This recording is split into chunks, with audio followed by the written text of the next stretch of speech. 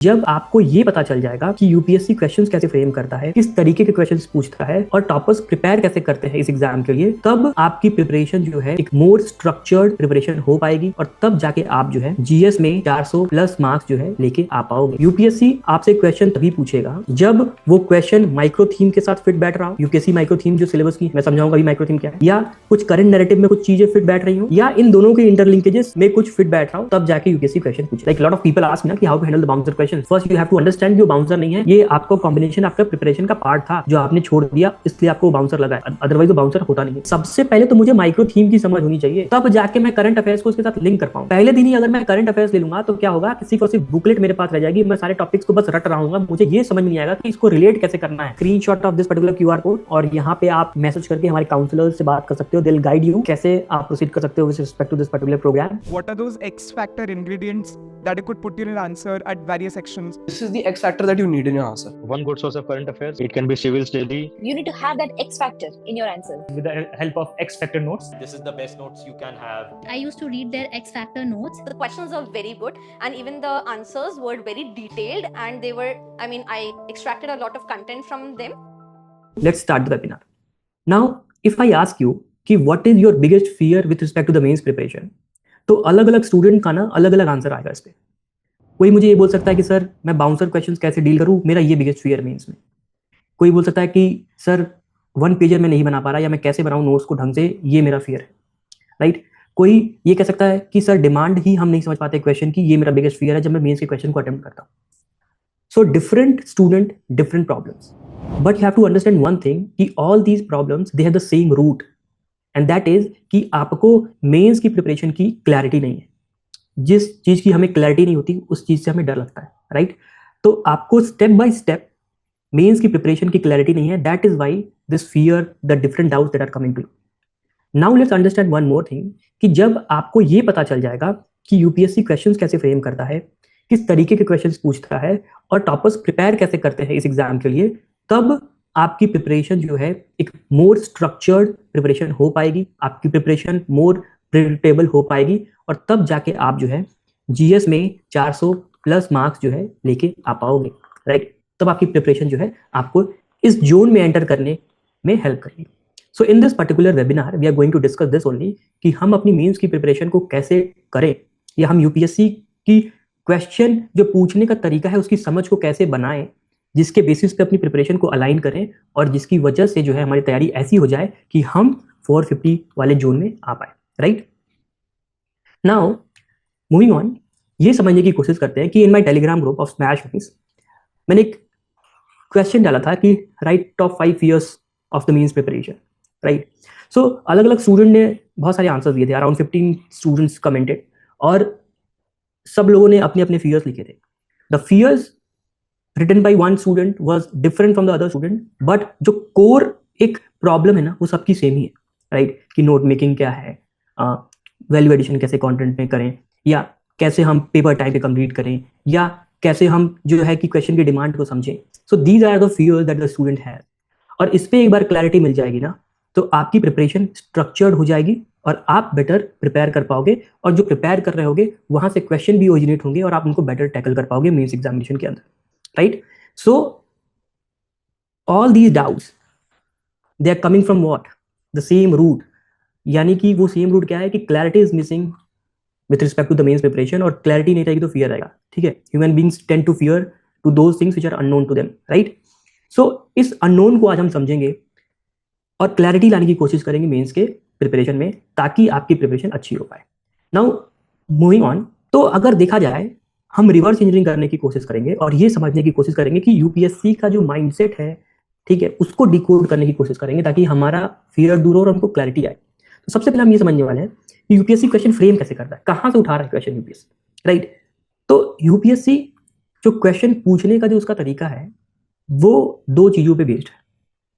UPSC question तभी पूछता है जब वो क्वेश्चन उसकी माइक्रो थीम के साथ अलाइंड हो, दूसरा करंट नैरेटिव के साथ अलाइन हो। यानी कि फिर से समझो इस बात को, यूपीएससी आपसे क्वेश्चन तभी पूछेगा जब वो क्वेश्चन माइक्रो थीम के साथ फिट बैठ रहा हो। यूपीएससी माइक्रो थीम जो सिलेबस की है मैं समझाऊंगा अभी माइक्रो थीम क्या है, या कुछ करंट नैरेटिव में कुछ चीजें फिट बैठ रही हो, या इन दोनों के इंटरलिंकेजेस में कुछ फिट बैठ रहा हो तब जाके यूपीएससी क्वेश्चन पूछे, राइट। सो केवल माइक्रो थीम पे भी क्वेश्चन आ सकता है, केवल करंट अफेयर्स पे भी क्वेश्चन आ सकता है, और इन दोनों के लिंक से भी क्वेश्चन आ सकता है। और आपने अगर ये 3 चीज कर ली ना तो आपको 70% का हिट रेशियो GS 1 2 3 4 में मिल जाता है, and this we have proved a lot many times, right. Now moving on, अब ये समझने की कोशिश करते हैं कि अगर यूपीएससी कोई भी क्वेश्चन पूछता है, वो सिलेबस और पीवाईक्यूज माइक्रो थीम के बेसिस पे पूछ रहा है और उसका कोई करंट कॉन्टेक्स्ट है तो उसकी प्रोबेबिलिटी बढ़ जा रही है, तब क्वेश्चन फ्रेम कर रहा है, तो एक्चुअली वो करता कैसे, उसको कुछ एग्जाम्पल्स के थ्रू देखने की कोशिश करते हैं, राइट। तो मूविंग ऑन, सबसे पहला क्वेश्चन जो अगर आप देखोगे यहाँ पे मैंने स्क्रीन पे जो डाला है, this is of polity, right, और ये 2025 का लास्ट ईयर का क्वेश्चन है, ठीक है। अब जरा ध्यान से देखना, now I am dealing with the academics now, ठीक है। तो क्वेश्चन हमारे पास क्या हुआ, examine the evolving pattern of centre state financial relationship, right, in the context of plan development in India, how for the recent reform impacted the fiscal federalism in India, right, this is the question. अब हो सकता है कि आपने तैयारी अभी तक नहीं की हुई हो, फिर भी इसको समझने की कोशिश करना कि क्वेश्चन ये क्यों पूछा गया है, why the UPSC is asking question on centre state financial relationship.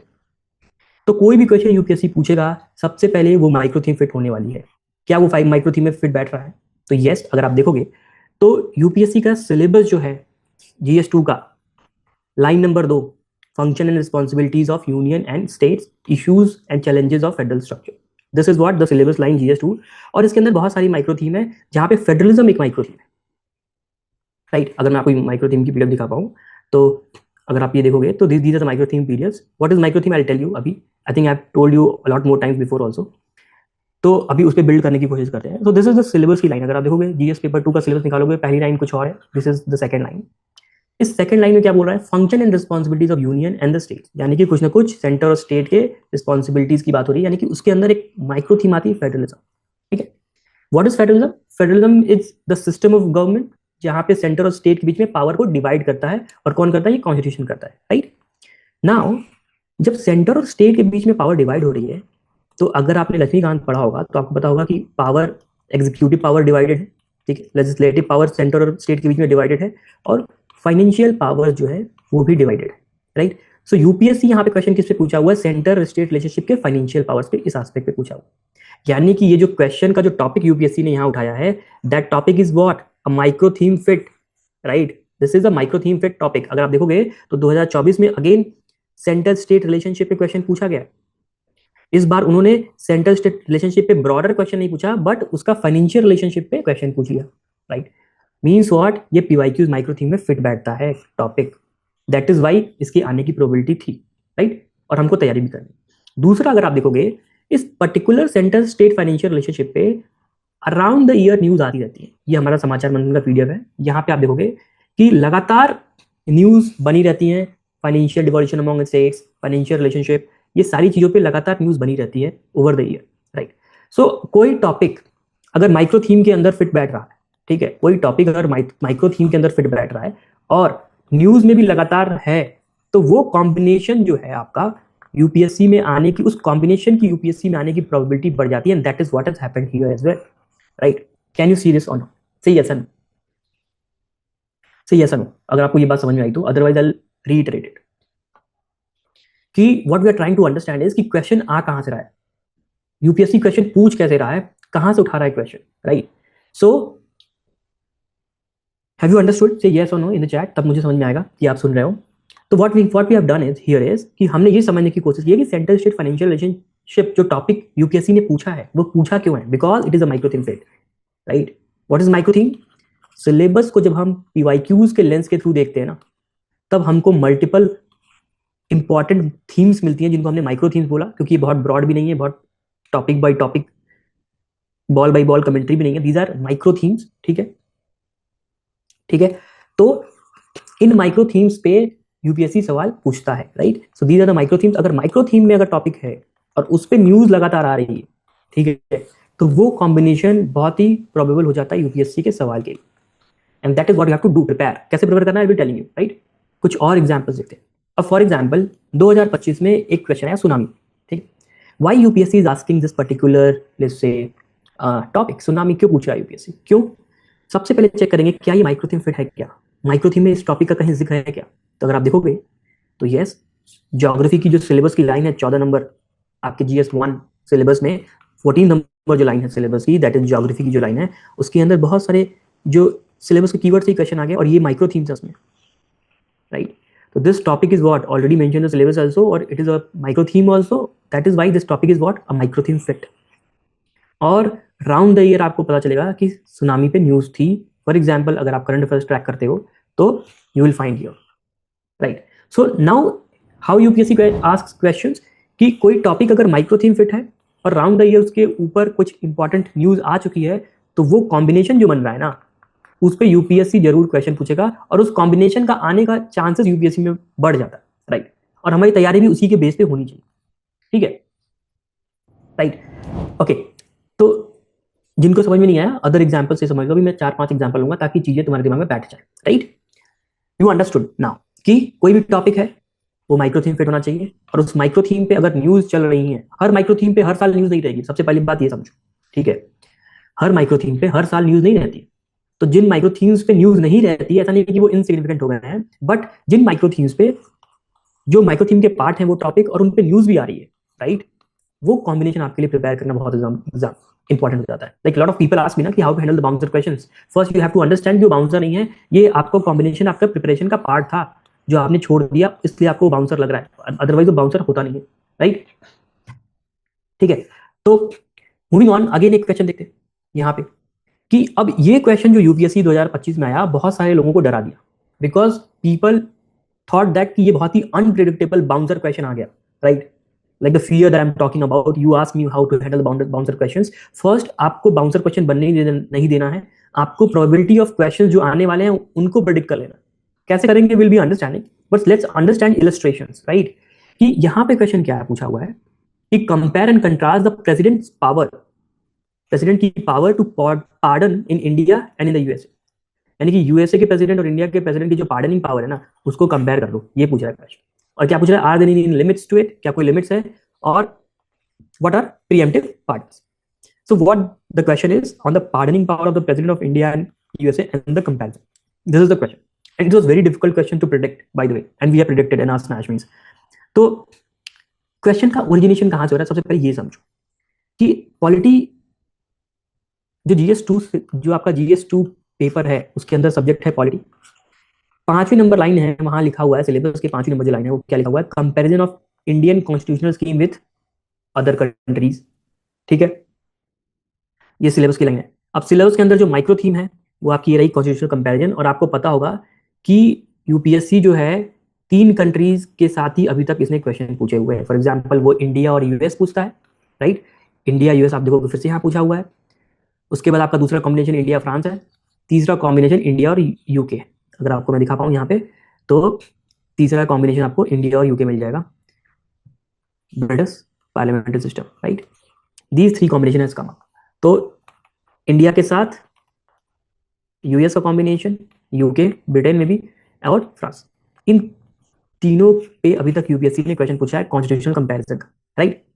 So you have to prepare India US, India UK and India France, right? ये कॉम्बिनेशन आपको प्रिपेयर करने होंगे।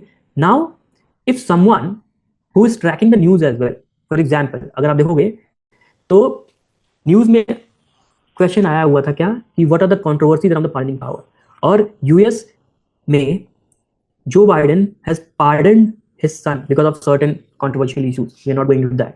सो now this particular thing has become very important. अब आप देखो India US और ये particular news of pardoning power एक कॉम्बिनेशन बन रहा है, राइट? And we have predicted in our Smash mains programme, और ये क्वेश्चन यहाँ पे आएगा ही आएगा। So most of the students who says कि सर बाउंसर क्वेश्चन को हैंडल कैसे करें, सबसे पहले कि आप उन कॉम्बिनेशंस को ही पकड़ लो जिस पे यूपीएससी क्वेश्चन पूछने वाला है, तो आपके लिए क्वेश्चन वो बाउंसर रहेगा ही नहीं, right? So this is what the ways to predict. Moving on, एक और एग्जांपल देखते हैं कि क्वेश्चन यहाँ पे क्या लिखा है, how are climate change and sea level rise affecting the very existence of many island nations, discuss with example. This is the question, right? Now question ये क्यों आया, लेट्स अंडरस्टैंड दिस। क्या कोई माइक्रो थीम फिट बैठ रहा है, syllabus और micro का लिंकेज है यहाँ पे? यू विल फाइंड कि ओके ज्योग्राफी की जो सिलेबस है 15 number line of GS1 syllabus, 15 number line, अगर आप देखोगे यहाँ क्या लिखा हुआ है, geographical features, islands are what, a geographical feature only, ठीक है, and their location, changes in critical geographical features, changes हो रहे हैं, why? Because of the climate change.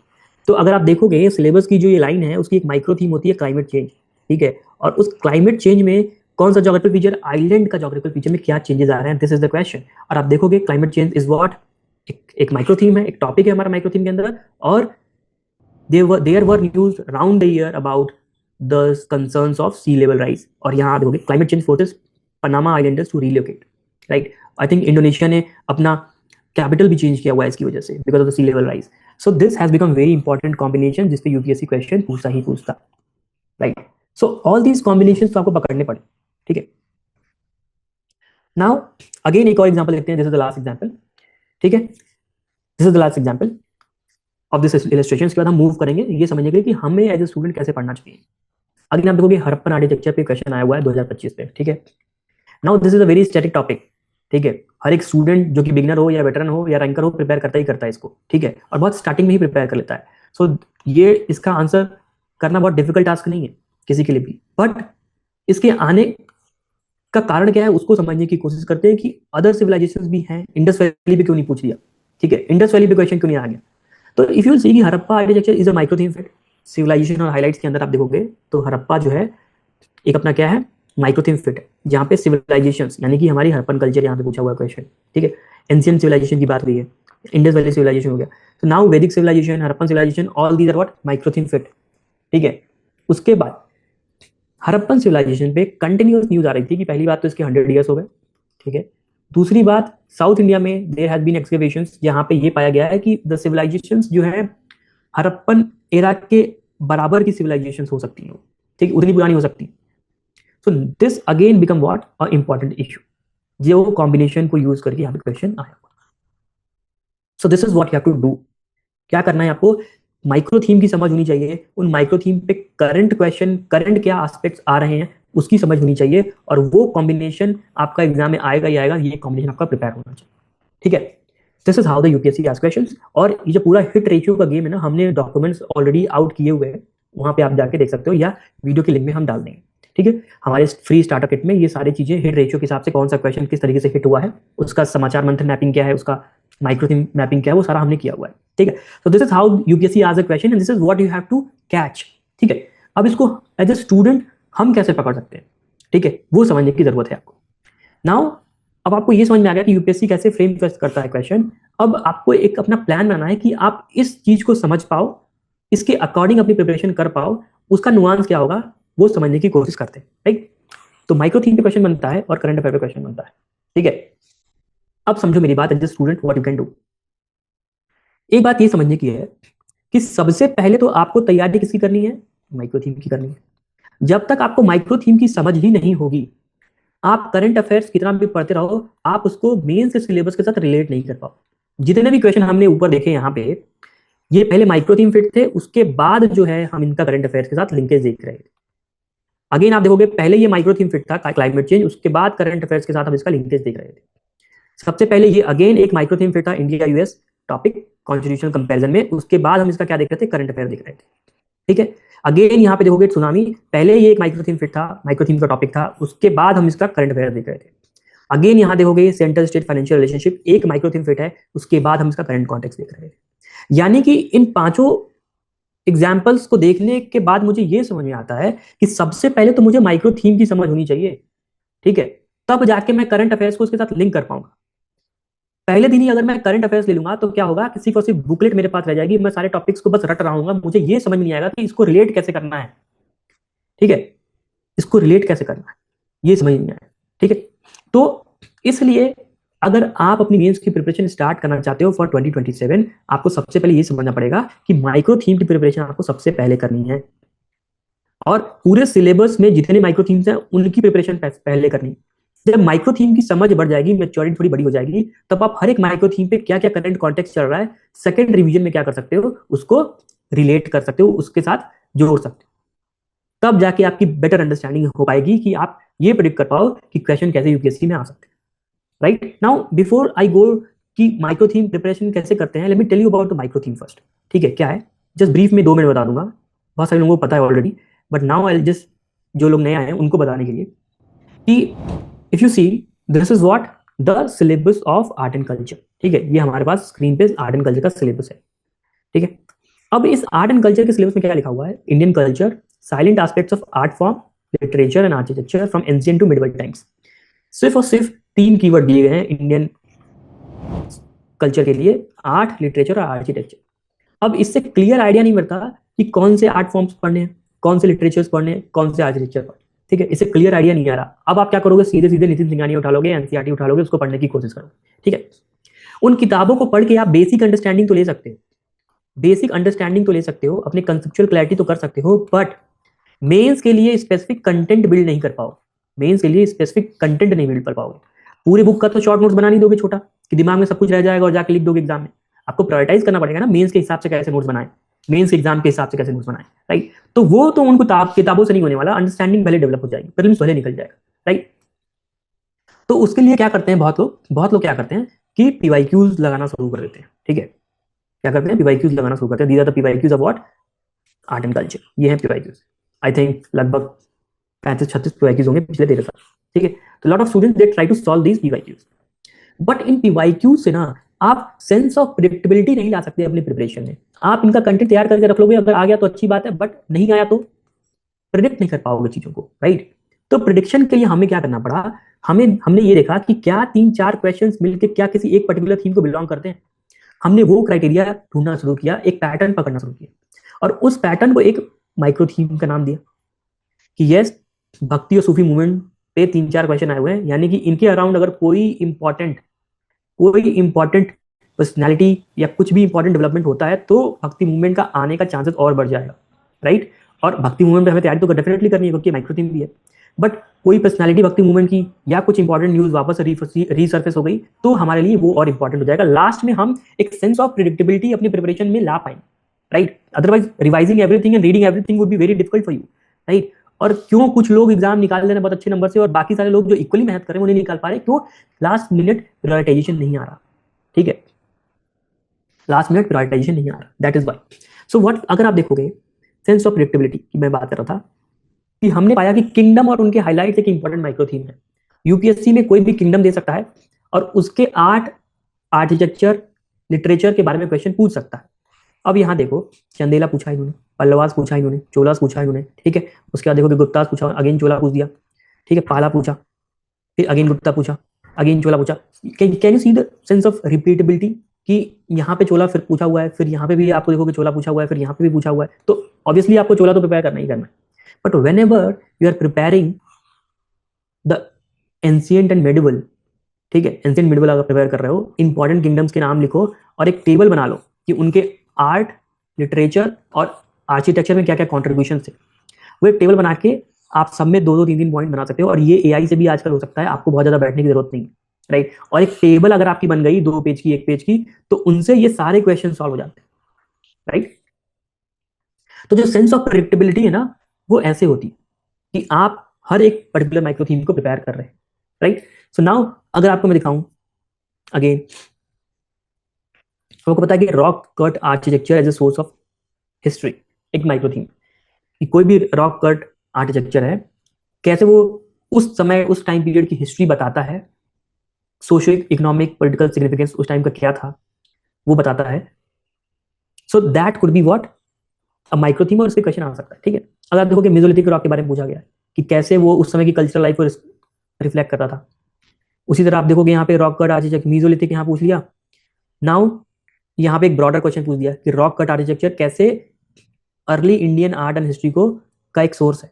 Now you have a broader, आप मेसोलिथिक, पैलियोलिथिक, उसके बाद अलग अलग एराज में, अलग अलग किंगडम्स में जो भी रॉक आर्किटेक्चर है वो बता सकते हो, बट यहाँ पे आपको स्पेसिफिक मेसोलिथिक का पूछा हुआ है। This is how you have to do, right, this is how you have to prepare.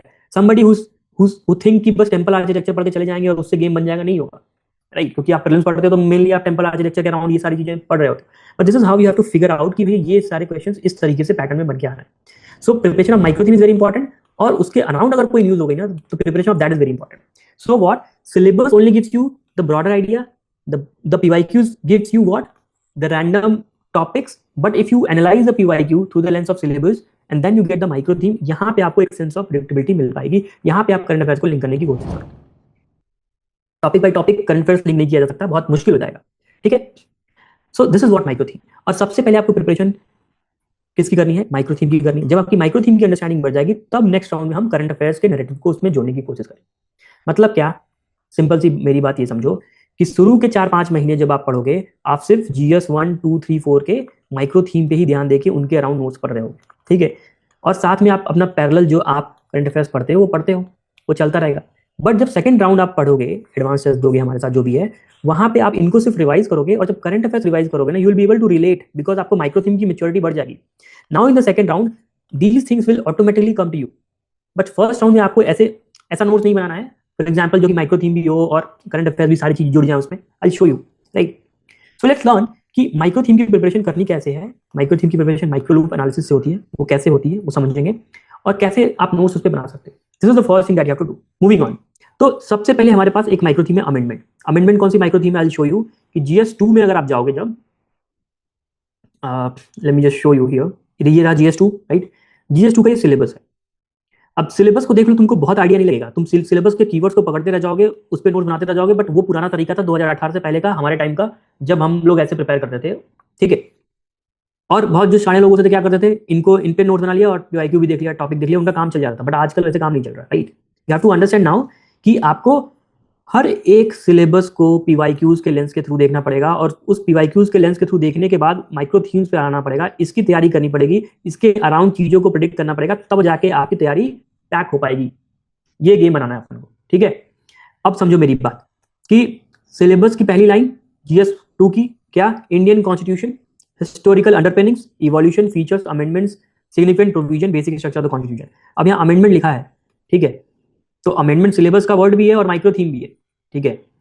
But यहाँ पे कहीं फंडामेंटल राइट नहीं लिखा है, बट फंडामेंटल राइट से इस लाइन में क्वेश्चन आता ही आता है, ठीक है? तो that is why I am saying कि सिलेबस बहुत इंप्लिसिट हो सकता है। अगर आप देखोगे इस सिलेबस लाइन में, तो एक माइक्रो थीम अमेंडमेंट है जो कि यहाँ पे मेंशन था, बट केस लॉज यहाँ मेंशन नहीं था, जो कि इसी माइक्रो थीम का पार्ट है। वो हमें कैसे पता चला? जब हमने इस सिलेबस को पीवाईक्यूज के लेंस के थ्रू देखा। कॉन्स्टिट्यूशनल मोरालिटी एक माइक्रो थीम है जो यहाँ नहीं लिखा है, बट इस पे क्वेश्चंस कई बार आ चुके। वो हमें कैसे पता चला? जब हमने सिलेबस को पीवाईक्यूज के लेंस के थ्रू देखा, ठीक है? उसी तरह फंडामेंटल राइट्स देखो, इतने सारे क्वेश्चन आए हुए जो कि सिलेबस में कहीं नहीं लिखा है fundamental rights, but yes, fundamental rights इसी सिलेबस लाइन के अंदर एक माइक्रो थीम है। तो सबसे पहले माइक्रो थीम जो हमने बना दी, वो क्या है? एक तरीके से बाइबल है आपकी मेंस प्रिपरेशन। आपको पूरे टॉपिक्स कम से कम दिख जाते हैं, ठीक है? थीम्स कम से कम आपको पहचान में जाती है। नाउ आपको हर एक माइक्रो थीम की क्या करनी पड़ेगी? एनालिसिस करनी पड़ेगी, माइक्रो लूप एनालिसिस करनी पड़ेगी, ताकि आपको टॉपिक समझ में आ पाए और आप उसकी प्रिपरेशन और नोट बना पाए, ठीक है? This is what you have to do. Now let's understand कि हमारे पास सिलेबस की ये लाइन थी, ठीक है? उसकी एक माइक्रो थीम है, लेट्स से अमेंडमेंट, दूसरी केस लॉस। इन दोनों पे अपन करके देखते हैं माइक्रो लूप एनालिसिस, और इनके नोट्स कैसे बना सकते हैं उसको समझेंगे, और बाकी लोगों ने कैसे बनाया है उसको देखेंगे, राइट? सो मूविंग ऑन, वापस से आते हैं। तो अमेंडमेंट क्या है? हमारी माइक्रो थीम, ठीक है? इस पे हमको क्या बनाना है? नोट बनाना है। तो ये अमेंडमेंट माइक्रो थीम का माइक्रो लूप एनालिसिस ये रहा। कैसे करते हैं? Let's understand this. अब जरा पहला क्वेश्चन पढ़ो। माइक्रो लूप एनालिसिस करने के लिए आपको उसके पीवाईक्यूज को पढ़ना पड़ेगा, सबसे पहला बात, ठीक है? और उसके पीवाईक्यूज से आपको डायमेंशंस निकालने पड़ेंगे, टॉपिक्स निकालने पड़ेंगे। अब जरा मेरे साथ इस क्वेश्चन को पढ़ने की कोशिश करो। क्या लिखा हुआ है? Indian constitution has conferred the amending power on the ordinary legislative institution with few procedural hurdles. मतलब क्या? इंडियन कॉन्स्टिट्यूशन ने अमेंडिंग पावर किसको दिया है? पार्लियामेंट को दिया है, with few procedural hurdles. Can you see कि procedural hurdles is one of the demand, कि मुझे पता होना चाहिए कि पार्लियामेंट की क्या पावर है अमेंडमेंट की। पहली बात तो वो, उसका सिग्निफिकेंस क्या, नीड क्या है, वो तो बात की बात है, बट उसमें हर्डल्स हैं, कुछ तो लिमिटेशन है पार्लियामेंट के पावर की अमेंडमेंट के रिलेटेड।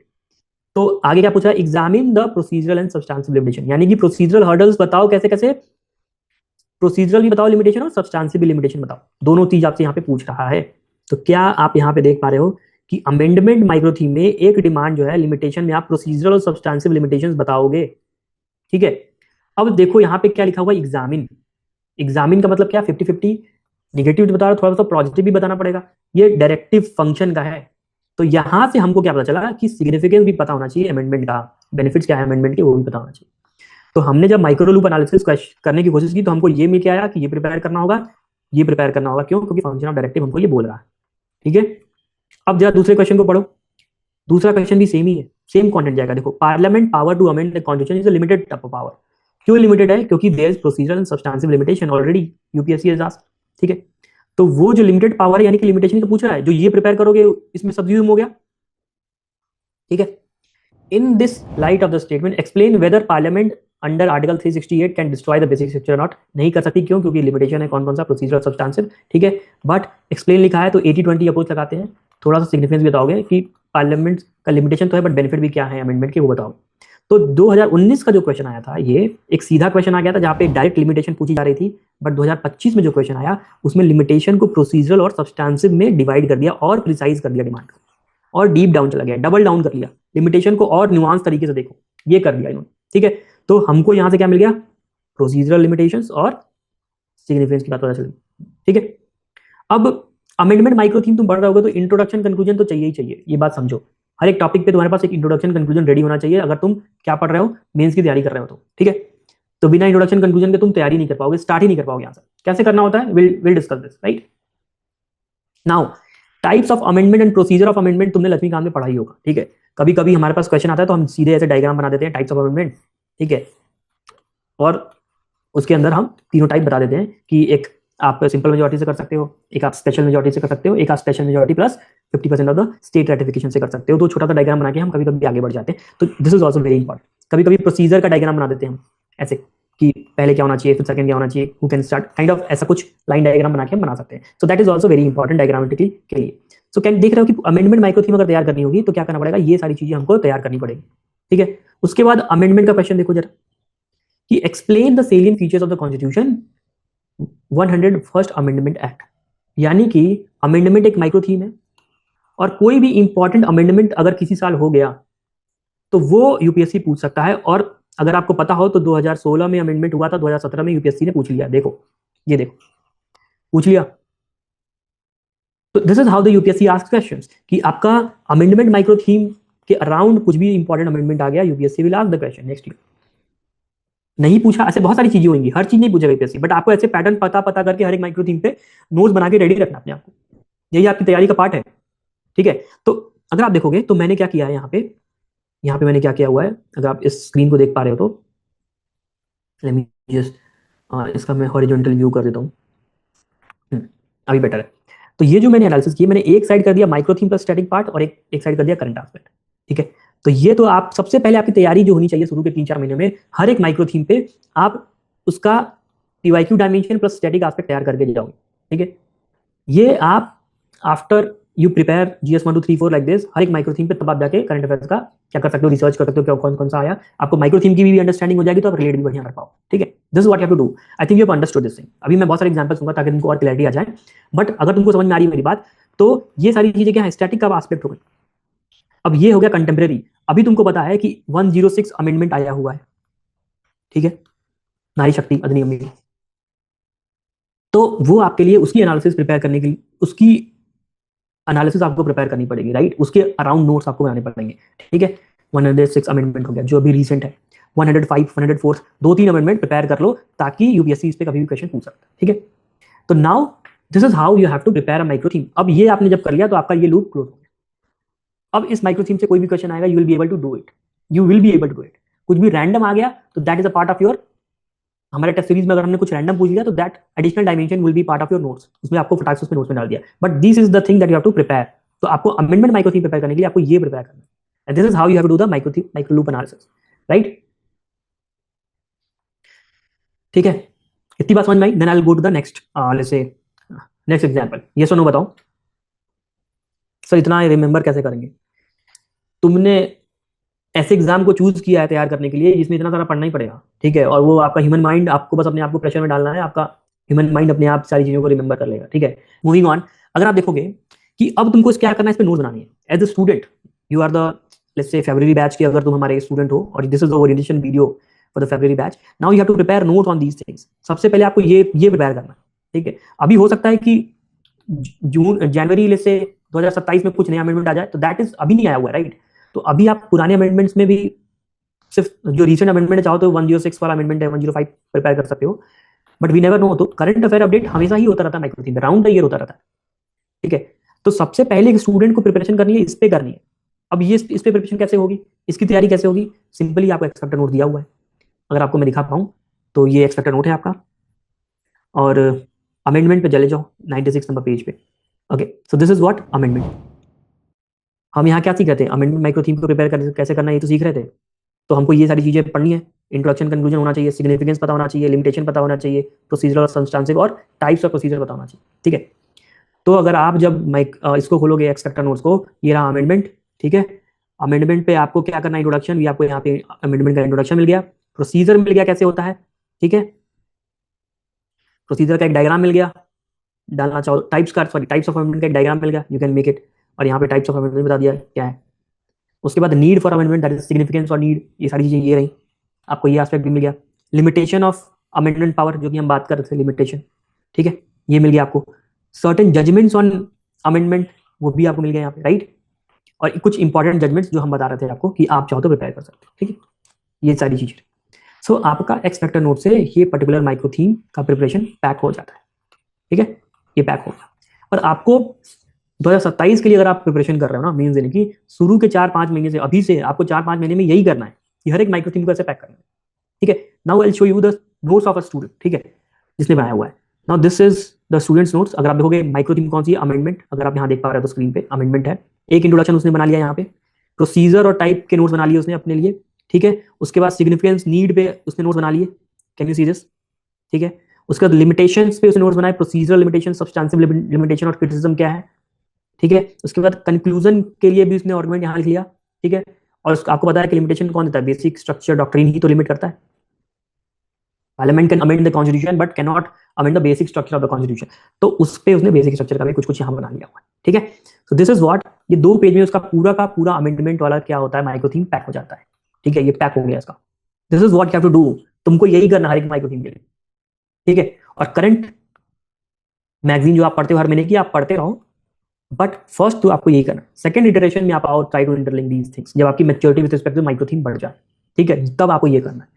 मूविंग ऑन, एक दूसरे माइक्रो थीम देखते हैं, दैट इज केस लॉस, ठीक है। अब अगेन हमको क्या करना पड़ेगा, इस माइक्रो थीम की माइक्रो लूप एनालिसिस करनी पड़ेगी।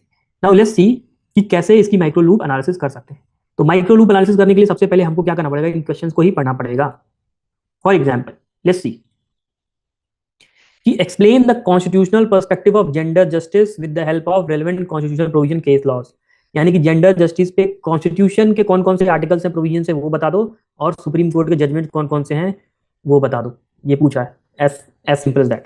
उसी तरह the most significant achievement of the modern law in India is constitutionalisation of environmental problems, यानी कि इन्वायरमेंटल जस्टिस पे कौन कौन से कॉन्स्टिट्यूशनल के प्रोविजन है वो बता दो, और रेलेवेंट केस लॉज क्या है वो बता दो। बस लैंग्वेज अलग है क्वेश्चन की, ऊपर वाला क्वेश्चन थोड़ा डायरेक्ट था कि समझ में आ जाएगा, इसको थोड़ा घुमा दिया कि आपको समझ नहीं आएगा, बट कोर डिमांड अगर आप देख पा रहे हो तो इन्वायरमेंटल जस्टिस पे क्वेश्चन है, कॉन्स्टिट्यूशन के प्रोविजन क्या वो पूछ रहा है, केस लॉज क्या है वो पूछ रहा है, एज सिंपल एज दैट, ठीक है। इस तरीके से एनालिसिस करते हैं, कोर चीजों को पकड़ने की कोशिश करते हैं, ठीक है। उसके बाद अगर आप देखो तीसरा क्वेश्चन क्या है, what is held in the Coelho case, 2007 में ये केस आया हुआ था, यहाँ पे बोला गया था judicial review is the basic structure of the constitution, ठीक है। In this context, can you say that judicial review is key importance among the basic features of the constitution? This is what the question is. अब ये 2007 में ये judgement आया हुआ है, but UPSC इसको कब पूछ रहा है, 2016 में। तो क्यों पूछ रहा है, ये सवाल आ जाता है। यानी कि कुछ करंट कॉन्टेक्स्ट में अगेन ये जो पुराना जजमेंट है, जिसको हम लीगेसी जजमेंट बोल सकते हैं या ओल्ड जजमेंट बोल सकते हैं, ये लाइमलाइट में जरूर 2015 के अराउंड आया होगा, तभी 2016 में इस क्वेश्चन पूछा गया है। नहीं तो रैंडम क्वेश्चन यूपीएससी उठा के नहीं पूछेगा, that you have to understand. Now इसकी जरा माइक्रो लूप एनालिसिस देखते हैं कि जेंडर जस्टिस पूछा है, उसके constitutional provision case laws, environmental justice पूछा है, उसके कॉन्स्टिट्यूशनल प्रोविजन और केस लॉस, ठीक है। उसके बाद ये हमारा स्टैटिक का एस्पेक्ट हो गया, इंट्रोडक्शन कंक्लूजन आपको प्रिपेयर करना होता है हर एक टॉपिक, ठीक है। एक चीज जरा ये समझो कि जेंडर जस्टिस से क्वेश्चन पूछा है, मतलब क्या, जो भी वल्नरेबल सेक्शंस हैं उसके रिलेटेड क्या कॉन्स्टिट्यूशनल प्रोविजन और केस लॉज है, ये यूपीएससी कभी भी पूछ सकता है। मतलब क्या कि tribals, these are also vulnerable sections, ठीक है, वल्नरेबल सेक्शंस हैं, तो क्या कॉन्स्टिट्यूशन में उनसे रिलेटेड प्रोविजंस हैं, यस हैं, कॉन्स्टिट्यूशन में प्रोविजन 6 शेड्यूल है, 5th शेड्यूल है, right, for tribal areas, sorry 6th schedule है, राइट। नाउ क्या केस लॉज हैं उस पे, यस है, तो यानी कि ट्राइबल भी बहुत इंपॉर्टेंट हो गया। माइनॉरिटीज क्या वल्नरेबल सेक्शन है, हाँ है, तो उस पे क्या कॉन्स्टिट्यूशनल प्रोविजन है, हाँ है, 29, 30, 350A, 350B, all these things, right. So आपको पकड़ना पड़ेगा कि कौन कौन से वल्नरेबल सेक्शंस हैं जिनका कॉन्स्टिट्यूशन में मेंशन है और केस लॉज भी है उस पे, तो वो जजमेंट का पूरा बैंक आपको बनाना पड़ेगा इस पर्टिकुलर स्टैटिक एस्पेक्ट को प्रिपेयर करने के लिए, राइट। अभी I will show you how to prepare.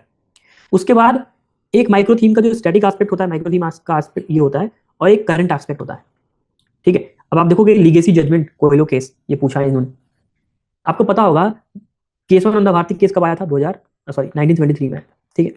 और 2023 में उसको 50 साल हो गए। तो जितनी भी टेस्ट सीरीज है ना मार्केट में, सब केशवानंद भारती पे क्वेश्चन पूछा था 2024 में। हम भी पूछ रहे थे, लास्ट ईयर भी हमने पूछा कि क्या पता आ जाए, because it is a legacy judgment, पुराना जजमेंट है, और क्योंकि 50 साल पूरे हो रहे हैं, इट कैन कम। तो बहुत सारी चीजें जो आप प्रिडिक्ट नहीं कर पाओगे ना, हम प्रिडिक्ट करके अपनी टेस्ट सीरीज में डाल देते हैं ताकि आपका नुकसान ना हो रहा। बट आपको कम से कम ये तो करना ही करना है as a student. Your first preparation is what? Preparation of micro theme. The preparation of this thing is your first step towards the mains preparation, ठीक है। The second step would be interlinking with other things, right. उसके बाद the legacy judgement की बात हो गई। उसके बाद important verdict of the year. Last में जब भी आप मेंस लिखने जाओगे ना, आपको ये पता करना पड़ेगा कि इंपॉर्टेंट वर्डिक्ट उस साल क्या क्या आए थे। जैसे इस साल का मैं बताऊं तो AMU case was very important, Aligarh Muslim university case, उसका जजमेंट बहुत इंपॉर्टेंट था। Property owner case versus state of Maharashtra बहुत इंपॉर्टेंट था, क्योंकि राइट टू प्रॉपर्टी पे जजमेंट था, right. So there are certain judgments every year जो कि आप डायरेक्ट कोई भी मैगजीन उठाओगे वहां पे आप देख सकते हो कि वहां पे एक सेक्शन होगा कि कौन कौन से ईयर्स, कौन कौन से जजमेंट आए around the year, right. So if you do this thing, this particular case laws micro theme will be packed and you are done with this, ठीक है, ठीक है, you are done with this. Now how to do this? अगर मैं आपको बताऊं एक student ने कैसे नोट्स बनाया है, अगर आप देखोगे तो केस लॉस यहाँ लिखा हुआ है, case law micro theme. Environment से रिलेटेड कौन कौन से केस लॉज है यहाँ लिख दिया। Women is also, gender justice की जो बात कर रही थी वुमेन, ठीक है, वो भी यहाँ पे केस लॉ जो भी है वहां लिखा हुआ है। ट्राइबल आई टॉक्ड अबाउट, उसके केस लॉस। चिल्ड्रंस, उनके लिए केस लॉस।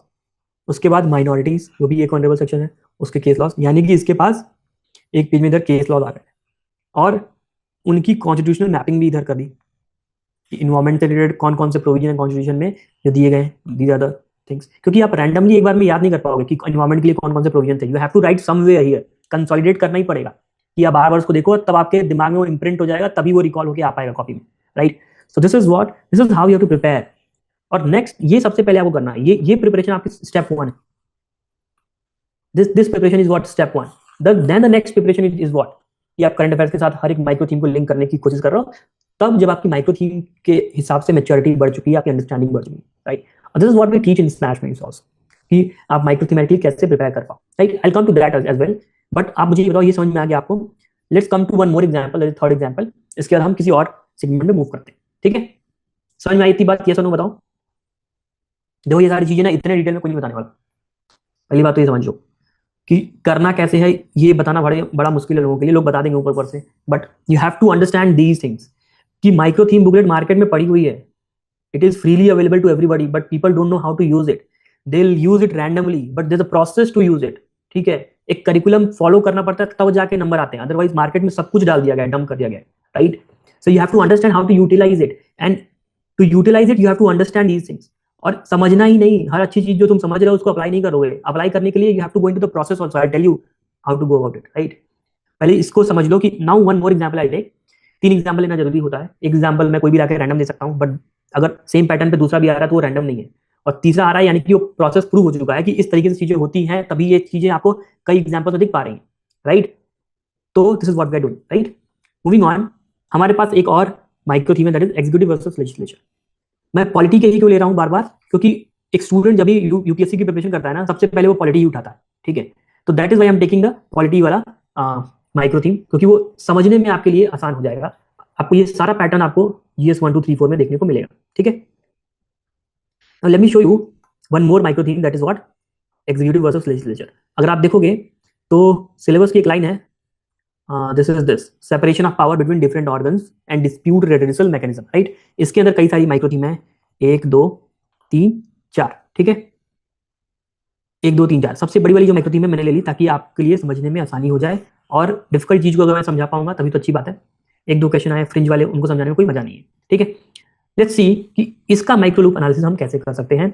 और माइक्रो लूप एनालिसिस के बाद मुझे एग्जैक्ट पता चल जाएगा टॉपिक और डायमेंशन कि किस पे मुझे नोट बनाना है, क्या मुझे हेल्प करने वाला है मेंस एग्जामिनेशन में, ठीक है। और जब हमको टॉपिक और डायमेंशन मिल जाएगा, तब हमारे पास क्या है, एक्सपेक्टेड नोट्स है जिसके हम नोट्स बना सकते हैं, ठीक है। तो ऊपर वाला मैं आपको दिखाऊं कि ये जो बच्चे ने यहाँ पे जो नोट्स बनाया हुआ है, राइट, ये जो नोट्स बनाया है ये एक्सपेक्टर से बनाया हुआ है। If I show you the expecter, और मैं जहाँ पे जरा पेज नंबर पे जाऊँ, इसको 0 करता हूँ। 0 नहीं कर सकते, 1 करना पड़ेगा। Let me show you. Okay, so this is the X factor. अगर आपको मैं दिखा पाऊँ तो it is here, supreme court judgment on various aspects, ठीक है, इन्वायरमेंट, जेंडर जस्टिस, ठीक है, चिल्ड्रन, ट्राइबल्स, ठीक है, minorities, we have already given this to you, ठीक है, ताकि आपको रैंडमली इधर उधर नहीं घूमना पड़ जाए रिसोर्सेज फाइंड आउट करने में कि ये कहाँ है, ठीक है। तो दैट इज वाई ये जो सारे नोट्स बने ना ये हमारे स्टूडेंट्स के ही हैं, ये हमारे स्टूडेंट्स के ही हैं, ठीक है, जो आपके जनवरी बैच में एनरोल्ड है, ठीक है। नाउ मूविंग ऑन, एक और एग्जांपल देखते हैं, फिर will move to the next segment of the webinar, ठीक है। अब जरा देखो कि एग्जीक्यूटिव वर्सेस लेजिस्लेचर हमारा क्या है, माइक्रो थीम है, ठीक है। अब इसके क्वेश्चंस को देखने, माइक्रो लूप बनाने के लिए, माइक्रो लूप की एनालिसिस करने के लिए हमको इसके क्वेश्चंस के देखने पड़ेंगे, ठीक है। These are the questions. Now I will say कि ये क्वेश्चन और ये क्वेश्चन एक साथ देखो मेरे साथ, ठीक है। ये दोनों क्वेश्चन का आंसर सेम है, क्यों? आगे पढ़ो। The growth of cabinet system has practically resulted in the marginalisation of the parliament supremacy. मतलब क्या? कैबिनेट सिस्टम का ग्रोथ हो गया है जिसकी वजह से पार्लियामेंट ढंग से फंक्शन नहीं कर पा रहा है, पार्लियामेंट मार्जिनलाइज हो गया, जो कि आप आजकल न्यूज में देख भी रहे होगे, राइट। सो आपको इसके लिए आर्गुमेंट देना है, बट यहाँ पे बोला है इल्यूसिडेट। इल्यूसिडेट में हम क्या लगाते हैं? 70-30 अप्रोच। हम ये बताते हैं कि बात तो सही है आपकी कि because of the growth of cabinet system parliament का जो फंक्शन है वो क्या है? मार्जिनलाइज हो गया है, but role of parliament is still significant. आपको 30% नहीं बताना पड़ेगा, अदरवाइज आंसर इनकम्प्लीट हो जाएगा, ठीक है। अदरवाइज आंसर क्या होगा? इनकम्प्लीट हो जाएगा। तो this is what the dimension. अगर आपको मैं बता पाऊँ, यहाँ पे हमने निकाल दिया ये चीज कि growth, cabinet growth, marginalising parliament, that is one aspect that you have to prepare, but the role of parliament remains still significant, that is second aspect जो आपको प्रिपेयर करना है। इस पे कंटेंट पे इस पे ध्यान देना है, राइट। उसके बाद मैंने आपको ये बोला था कि आप ये इस क्वेश्चन को और इस क्वेश्चन को एक साथ देखो। अब यहाँ क्या पूछा है कि टू व्हाट एक्सटेंट, किस एक्सटेंट तक, यानी कि ये डायरेक्टिव पे हम 60-40 लगा देते हैं। अब ये क्या है? ये बात की बात है समझने की, बट आप इसको अभी समझिए कि मैं क्या समझाना चाह रहा हूँ। Parliament is able to ensure the accountability of executive. कितने एक्सटेंट तक, किस हद तक पार्लियामेंट जो है एग्जीक्यूटिव को अकाउंटेबल बना पाता है? तो आपको बताना पड़ेगा भाई कुछ हद तो बना पा रहा है पार्लियामेंटरी कमिटीज के थ्रू या क्वेश्चन आर के थ्रू। यानी कि जो हम यहाँ बता रहे थे 30% में जो छुपा था कि role of parliament is still significant, तो वो यही क्वेश्चन यहाँ पे टोन पे पूछ दिया। This is more. नाउ 60% आपको यहाँ पे डिस्कस करना है और 40% ये बताना है कि एग्जीक्यूटिव जो है पार्लियामेंट को मार्जिनलाइज भी कर दे रहे हैं आज के डेट में। तो यहाँ पे क्वेश्चन और ये क्वेश्चन दोनों क्या है? सेम है, राइट। तो जो कंटेंट आप यहाँ बनाओगे इसमें, this particular core content is going to help you in answering this particular question and this particular question both. Same content will be there, but ratio of content in demands will be changed. ठीक है, because the tone of question is changed. ठीक है, इतनी बात समझ में आई? Now, तो इन दोनों का माइक्रो लूप एनालिसिस करके हमने ये निकाल लिया, और इंट्रो कंक्लूजन तो डेफिनेटली हमको प्रिपेयर करना ही है हर एक टॉपिक के लिए। उसके बाद अब देखो जरा कि अब मैं तुमको ये कहूंगा कि तुम ये वाला क्वेश्चन और ये वाला क्वेश्चन एक साथ देखो। ये दोनों क्वेश्चन एक साथ देखो। ये 2022 में आया हुआ है, 2015 में आया हुआ है। जो 2015 में ये वाला क्वेश्चन प्रिपेयर करके जाता है 2022 में पक्का निकाल के आता है एग्जाम, ये वाला क्वेश्चन, ठीक है। अब लेट्स सी क्वेश्चन क्या बोला। Discuss the essential condition for the exercise of legislative power by the governor. Governor की लेजिस्लेटिव पावर क्या होती है? ऑर्डिनेंस बनाना। Ordinance making power is the what? The legislative power of the governor. This is what the power is, right. Now governor की legislative power, जो ordinance making power है, वो किस कंडीशन में एक्सरसाइज कर सकता है? This is what the question is asking you. तो कंडीशन बनाना इज डिमांड 1 कि किस किस कंडीशन में ऑर्डिनेंस गवर्नर प्रोमलगेट कर सकता है, राइट। उसके बाद क्या बोल रहा है? Discuss the legality of re promulgation of ordinance by the government without placing them before the legislature. तो legality of re promulgation of ordinance, this is your demand 2, ठीक है, कि क्या हम सक्सेसिव ऑर्डिनेंस दे सकते हैं बिना उसको लेजिस्लेचर में प्रोड्यूस किए। That is going to be let's say against the basic structure doctrine, right, कि जो पार्लियामेंट का फंक्शन है या जो स्टेट लेजिस्लेचर का फंक्शन है लॉ बनाना, अगर गवर्नर ही बनाता रहेगा लॉ बार बार ऑर्डिनेंस देके, तो फिर पार्लियामेंट या लेजिस्लेचर क्या करेगी, राइट। सो इसकी लीगैलिटी पे क्वेश्चन आया हुआ है। अब ये लीगैलिटी वाला क्वेश्चन कौन डिस्कस करेगा? सुप्रीम कोर्ट डिस्कस कर दी क्या लीगैलिटी क्या है। तो आपको केस लॉज पता होने चाहिए, तब जाके ये आंसर यहाँ पे सेट बैठेगा, ठीक है। तो आपको ये बात समझ में आ गई। अब देखो जरा 2015 में जो सेम क्वेश्चन अराउंड इस क्वेश्चन को देखो, इसमें भी क्या है? Resorting to ordinance has always raised concern on the violation of spirit of separation of power. यानी कि ऑर्डिनेंस अगर आप रिजॉर्ट कर रहे हो, if you are resorting to the ordinance, if the governor is resorting to the ordinance, तो उससे क्या होता है? सेपरेशन ऑफ पावर का वायलेशन होता है, राइट। यानी कि हमको ये पता चला कि आपको बताना है arguments against ordinance power. So that is demand 1, ordinance against argument against ordinance power आपको बताना पड़ेगा, क्यों? क्योंकि ये वायलेशन करता है इसका सेपरेशन ऑफ पावर का। दिस इज डिमांड 1 जो आपको प्रिपेयर करना पड़ेगा। While noting the rational justifying the power to promulgate ordinance, मतलब क्या कि ऑर्डिनेंस प्रोमलगेट करने का रेशनल क्या है। ये आपसे फेवर भी पूछ रहा है कि मुझे आर्गुमेंट फेवर में भी दो कि ऑर्डिनेंस मेकिंग क्यों जरूरी भी है। समझ पा रहे हो आप मेरी बात? ये पूरे यहां से लेके यहां तक जो क्वेश्चन पूछा जा रहा है, ऑर्डिनेंस के आर्गुमेंट्स इन फेवर दे दो, आर्गुमेंट्स क्यों नहीं देना चाहिए उसके अगेंस्ट दे दो, ये क्वेश्चन पूछ रहा है। ऊपर यहाँ पे क्या पूछा? कंडीशन दे दो। उसके बाद केस लॉज बता दो यहाँ पे क्यों जो है रिफॉर्मुलेशन नहीं कर सकते, ठीक है। उसके बाद अगेन यहाँ पे analyse the decision of supreme court on the issues, यानी कि मल्टीपल केसेस जो हुए हैं वो बताओ, उनको एनालाइज करो। यही क्वेश्चन है पूरा का पूरा। अगर आप देखोगे तो अगर इसके हम सारे एस्पेक्ट्स निकालने की कोशिश करें तो argument in favour of ordinance power, argument against, condition बता दो, लीगैलिटी के बारे में बताओ, और केस लॉज और जजमेंट जो है उनका analysis. This is what if you prepare, आपका पूरा का पूरा ऑर्डिनेंस वाला क्वेश्चन डन हो जाएगा, ठीक है। तो this is what the static aspect of it, जो आपको एज ए स्टूडेंट प्रिपेयर करना है। बट यहाँ पे एक और क्वेश्चन जो छूट गया, वो क्या था? 2018 में आया हुआ कि सुप्रीम कोर्ट का एक जजमेंट था 2018 में, to settle the political tussle between governor and elected government of Delhi. Again this is what, क्या गवर्नर कौन होता है? एग्जीक्यूटिव होता है, ठीक है। और जो इलेक्टेड गवर्नमेंट ऑफ दिल्ली है वो क्या करती है? लेजिस्लेचर को कंट्रोल करती है। तो again this is what a particular इस माइक्रो थीम में आया हुआ क्वेश्चन है। और कोई भी रीसेंट जजमेंट जो एग्जीक्यूटिव और लेजिस्लेचर के बीच में टसल के लिए होता है, उसकी analysis is very important, that can come in exam, ठीक है, that can come in the exam, right. So अगर आप देखोगे हर एक माइक्रो थीम का एक स्टैटिक एस्पेक्ट होता है, एक करंट एस्पेक्ट होता है, ठीक है। और ये कॉम्बिनेशन जो इंसान पढ़ के जा रहा है ढंग से, वो एग्जाम में बेटर परफॉर्म करके आएगा, ठीक है। इतनी बात आपको समझ में आई या नहीं आई? एग्जाम्पल 3 आपको समझ में आया या नहीं आया, मुझे बताइए, ये सर में बताइए। Then I will shift to the other segment. You have to analyse the micro theme before making the notes, right.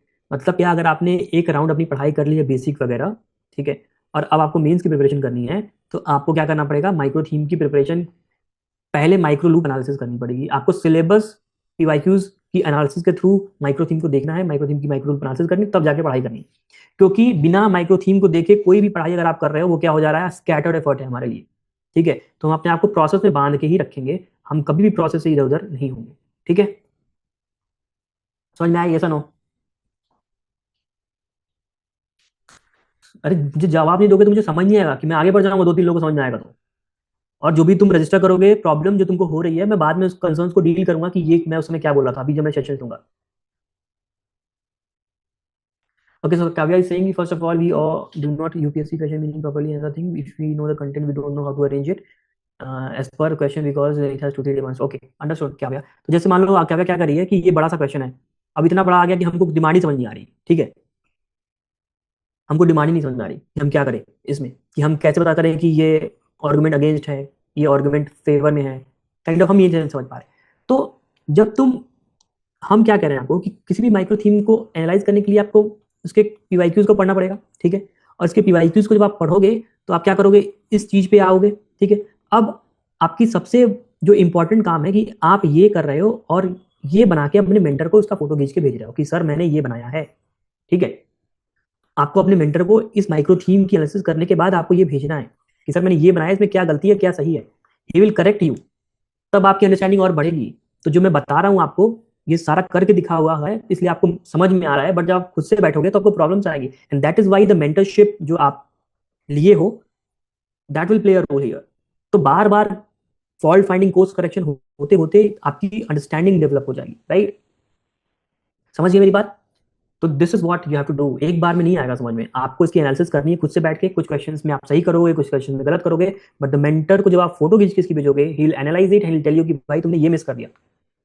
तो उस तरीके से यूपीएससी के क्वेश्चंस को डिकोड करने की समझ भी डेवलप होगी धीरे धीरे, वो एक दिन में नहीं होने वाली। That is why when I am saying कि शुरू के 4 महीने तो आपको यही करने कि आप हर एक माइक्रो थीम के साथ डील कर रहे हो, और इतनी डीलिंग करने के बाद आपकी समझ with respect to understanding the demand of the question will increase. जैसे बहुत सारे बोल रहे हैं ना कि बाउंसर कैसे करें, तो बाउंसर ऐसे पकड़ो, ये लिंक निकाल के क्वेश्चंस की डिमांड कैसे डिकोड करें, माइक्रो लूप एनालिसिस करके करो। क्योंकि जितनी बार गलती करोगे मेंटर तुमको बताएगा भाई ये छूट गया, ये छूट गया, ये छूट गया, at this you ignore this. तो वो तो इग्नोर कर दिया, तुम्हारे पास बार बार फीडबैक आ रहा है, you will B improving. So when I said कि डाउट्स बहुत सारे हैं बट रूट सबका सेम ही है।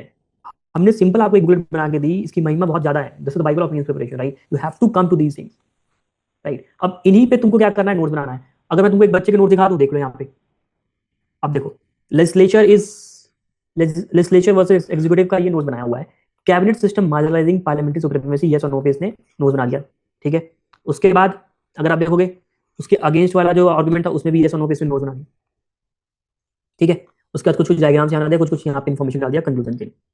उसके बाद ऑर्डिनेंस के लिए देखो, ऑर्डिनेंस में अपने को क्या क्या पढ़ना था। सबसे पहले ऑर्डिनेंस के लिए इसको इंट्रोडक्शन चाहिए, आर्टिकल यूज करेगा, इंडियन काउंसिल एक्ट का रेफरेंस देगा, बैकग्राउंड बेस्ड इंट्रोडक्शन मिल जाएगा।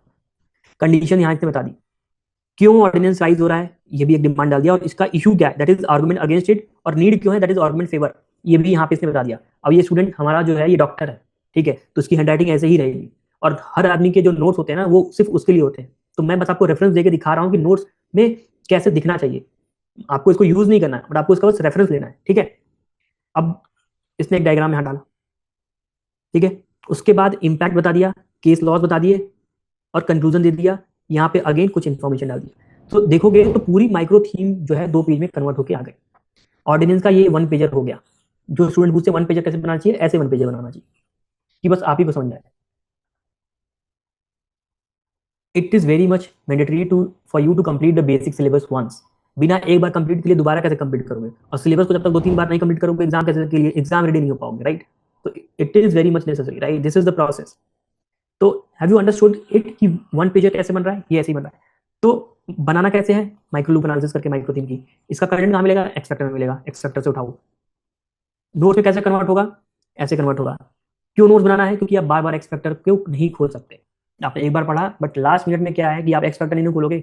एक्सपेक्टर अपने आप में 200 पेज की किताब है, और आपको उसको कन्वर्ट करके topic wise micro theme wise convert करके 50-60 पेज में लाना है अपने लिए क्वालिटी को, ताकि आप लास्ट मिनट रिवाइज कर पाओ 1 घंटे के अंदर, 2 घंटे के अंदर। This is what you have to do. तो उस प्रोसेस के लिए अपन को 1 पेजर बनाना जरूरी होता है, और ये रहा 1 पेजर, और कुछ 1 पेजर नहीं होता है। यही डायमेंशन इसमें आ रहे हैं, यही डायमेंशन आ रहे हैं। अब तुम कहोगे सर हम चाहते हैं कि हम इसको भी डालें, तो ये तो आपको बार बार ट्राई करके एडिशनल जो आप पेज छोड़ रहे होगे, मे बी उसने भी 1-2 पेज छोड़ा होगा इस माइक्रो थीम के बाद, कि वहां वो ऐड करेगा, ठीक है। यही है guys, I will be taking your questions after this session, right. कितना बच गया, let me just see. Okay, so 10 more minutes। अब समझते हैं कि पेडागोजी क्या है, कि कैसे हम अपने आप को इन सारी चीजों से लेके जा सकते हैं। तो सिंपली हमारा स्मैश का जो 15 फरवरी यानी कि कल से हमारा नया बैच चालू हो रहा है, तो आपके पास प्लान होना चाहिए इसको करने के लिए। हमने अभी तक क्या समझा, हमने सिंपली यही समझा कि यूपीएससी क्वेश्चन फ्रेम कैसे करता है। तो हमने फ्रेम का देखा कि माइक्रो थीम फिट होनी चाहिए और यूज फिट होनी चाहिए। अब हम करें क्या सबसे पहले, तो सबसे पहले हम माइक्रो थीम की स्टडी करें, और माइक्रो थीम को एनालाइज करेंगे तो उसका कुछ स्टैटिक निकलेगा, कुछ करंट निकलेगा, ठीक है। ये सारी चीजें निकलेंगी। अब हमने ये समझने के बाद हमारे पास कुछ प्लान भी होना चाहिए कि जिसपे हम खड़े होके चलें, अगर जिसके बेसिस पे हम तैयारी करें तो हमारी सारी चीजें टाइमली कंप्लीट हो जाए, right. So for that we have 3 phases in Smash mains 27 programme. हमने पूरी जो कैरिकुलम डिजाइन किया है वो ऐसे ही किया हुआ है कि बहुत साइंटिफिकली हमने डिजाइन किया हुआ है, पहली बात, राइट। हर एक चीज बहुत ही साइंटिफिकली डिजाइंड है, and that is why we are able to bring up the rankers as well. कि अगर आप देखोगे ना तो 2027 का जो प्लान है 3 phases हैं। पहली बात माइक्रो थीम प्रिपरेशन फेज, दूसरा माइक्रो थीम के साथ जो करंट अफेयर्स लिंक होता है ना वो वाला फेज, और तीसरा इज योर एफएलटी जहां पे आप टाइम ऑप्टिमाइज करते हो। नाउ जो माइक्रो थीम वाला जो प्रिपरेशन वाला जो फेज है ना, यहाँ पे हम सिलेबस की माइक्रो टारगेटिंग करते हैं, और 18 बेसिक स्टेज के थ्रू आपका जो जीएस 1, 2, 3, 4 का जो प्रिपरेशन है, हर एक माइक्रो थीम की आप प्रिपरेशन करके उस पर टेस्ट लिख देते हो। मतलब क्या, फॉर एग्जाम्पल मैं आपको टाइम टेबल खोल कर दिखा रहा हूँ कि बेसिक टेस्ट 1 यानी कि पॉलिटी है, पॉलिटी की सिलेबस की 4 लाइन आपको तैयार करनी है, ठीक है। पॉलिटी में टोटल 8 लाइनें हैं सिलेबस की, अगर मैं आपको दिखा पाऊँ तो अगर आप देखोगे, लेट मी शो यू, हाँ। तो सिलेबस की जो ये जीएस 2 का सिलेबस है, और शुरू की जो 8 लाइनें हैं ना ये पॉलिटी सिलेबस की है। इसके बाद गवर्नेंस, सोशल जस्टिस, आईआर आता है, ठीक है। ये हमारा क्या है, पॉलिटी की। अब मैं आपको बोलूंगा एक बार में पॉलिटी प्रिपेयर करके आ जाओ और टेस्ट दे दो, नहीं दे पाओ। तो हमने क्या किया, इसको 2 भाग में डिवाइड किया, ठीक है। अब आपका जो टाइम टेबल क्या बोल रहा है कि आप इस पर्टिकुलर पार्ट को प्रिपेयर कीजिए और इसका टेस्ट दीजिए, ठीक है। तो आप इसका टेस्ट के लिए अपने आप को रेडी करेंगे। रेडी कैसे करेंगे, ये आपने देखा कि ये सिलेबस की लाइन आ रही है, ये आ रही है, ये आ रही है, ये आ रही है। इन सिलेबस की लाइंस में जो भी माइक्रो थीम्स हैं वो आपको प्रिपेयर करना है, एज सिंपल एज दैट। तो ये माइक्रो थीम है, हमने इसको डिस्कस किया, ये माइक्रो थीम है, इसको डिस्कस किया। तो हर एक सिलेबस की लाइन के अंदर जो जो माइक्रो थीम्स है ना वो आपको प्रिपेयर करना है।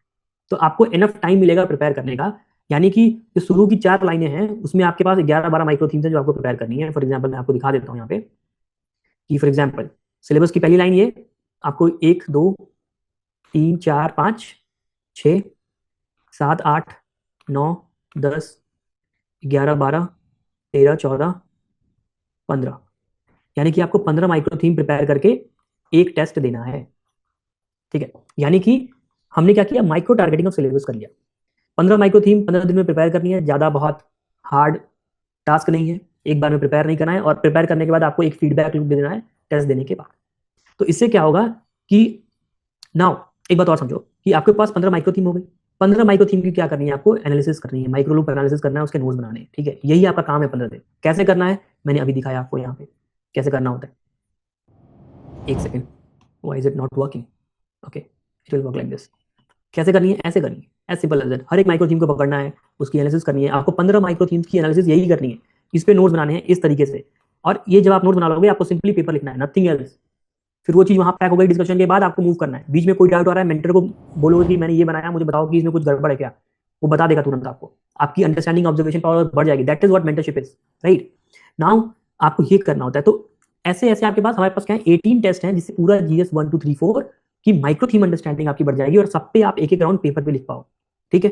अगर आप देख रहे हो तो, अगर आप देखोगे तो पॉलिटी का सिलेबस 1 4 लाइनें, फिर पॉलिटी का सिलेबस 2, क्योंकि पॉलिटी अपने आप में एक बड़ा सब्जेक्ट है, फिर इकोनॉमी भी बड़ा सब्जेक्ट है, तो सिलेबस की जो लाइनें हैं और एग्रीकल्चर को भी हमने अलग करके एक दूसरा टेस्ट बना दिया, ठीक है।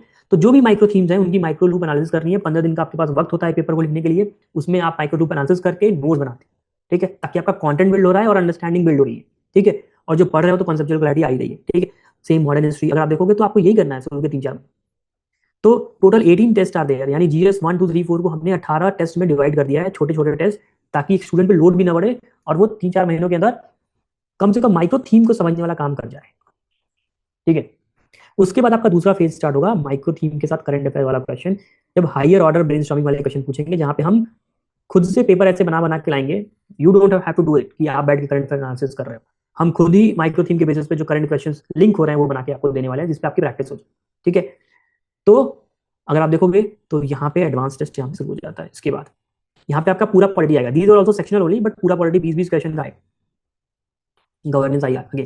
So this is what the pedagogy is, this is how the curriculum that we have made. एक राउंड आप ये करो, फिर दूसरा राउंड आप ये चीजें करो, राइट। एक सेकेंड, सॉरी।